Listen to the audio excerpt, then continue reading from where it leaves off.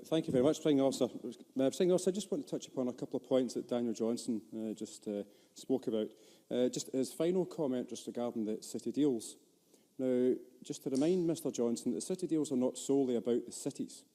In my area in the west of Scotland, it's about the Glasgow regional deal, so it includes Inverclyde, Western Bartonshire, Eastern Bartonshire and other areas, so it's not solely about the cities. Now, I do appreciate Mr Johnson does represent a city, but I don't. And the second point is his point regarding the issue of government investment. Now, Mr Johnson will be very much aware of the £280 million investment from the total contribution from across the public sector in Scotland regarding the Digital Scotland Superfast Broadband scheme, but also the £600 million investment, £600 million investment by the Scottish Government in the R100 programme, which does seek to promote and provide access to superfast broadband to all homes and businesses. So clearly, this Scottish Government, just one more point, clearly this Scottish Government actually have been putting in investment, but I do agree with them that business does need to do more. I'll take the intervention. Excuse me, Daniel Johnson. I agree with the member's points, but I sometimes worry that the debate focuses on connection to the internet and rather than looking beyond it, and it's about growing businesses within the technology space, and that's where there is a real and a bigger role for government, I believe. Stuart McMillan. I mean, that's a valid point, but at the same time, if people aren't connected in the first place, then there's clearly some type of deficit there for them in these particular businesses, particularly smaller ones, which I'm going to touch upon in a moment, to actually progress their business interests.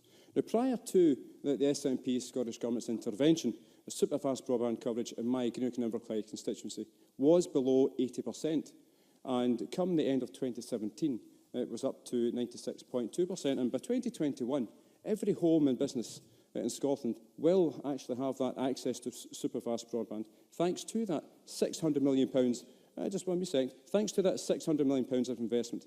It is the biggest public investment ever made in a UK broadband project. Finlay Carson.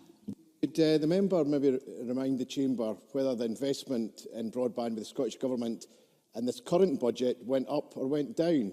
Because if you can't remember, I can actually help him with that. Stuart McMillan. Down. Well, Mr Carson, I'm going to come on to some of that point in a wee moment tonight, because I think you will need to listen when I do come on to it. Presiding Officer, well, these figures actually indicate that things are looking good and have improved for Inverclyde. There are still pockets in my constituency that are not included in the rollout. Now, consequently, I've been contacted by a local business who is actually considering closing due to the poor broadband speeds that they are receiving. Outdoor Spares Limited, based in Greenock Industrial Estate in Greenock, not a rural part of my constituency, but a town, have tried numerous ways to improve their broadband speed over the last few years. And this is because of the two BT OpenReach cabinets which service businesses and also homes in the area. And only one is fibre-enabled and can provide ultra-fast broadband. Now, the other, Cabinet 64, which Outdoor Spares Limited are serviced by, was not enabled during the last rollout. Now, Ian Homer, who owns Outdoor Spares Limited, waited to see whether Cabinet 64 would actually be one of the first to be upgraded in the current and final phase of the R100. Now, it's now almost 2019, and Ian's business is still struggling to operate due to the abysmal broadband speed. In September of this year, Ian said that he started to work from home more as the broadband speeds in the industrial estate aren't suitable for running his business, which is an online shop supplying a range of spare parts, plus accessories for Mountfield, Steel, Partner, Makita, Honda and Flymo retailers.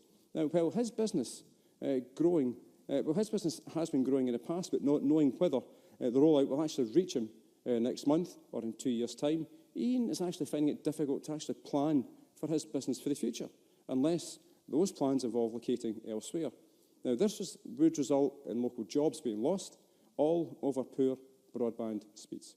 Now, a quick survey of other tenants within the Greenock Industrial Estate shows that some are getting speeds of around 50 megabyte download to 1 to 3 upload, which is what Ian would actually get on a good day. Now, this means that he doesn't qualify for the UK government's better broadband subsidy scheme. So he's straddled with broadband speeds that are not conducive to growing and never mind a web-related business. Now, Presiding Officer, the last thing Inverclyde needs is for people thinking that we are not able to support technology-based businesses, when actually we can, we have done, we can, and we will do even more so in the future. But digital technology doesn't just benefit tech companies.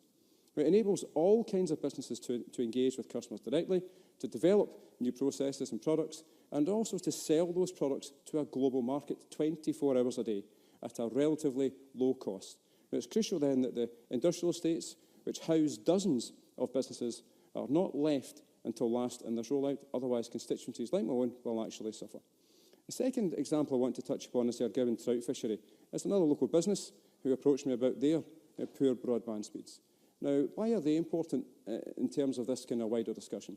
Because they are very important for the local tourism market. They bring people into the Inverclyde to actually invest and spend money.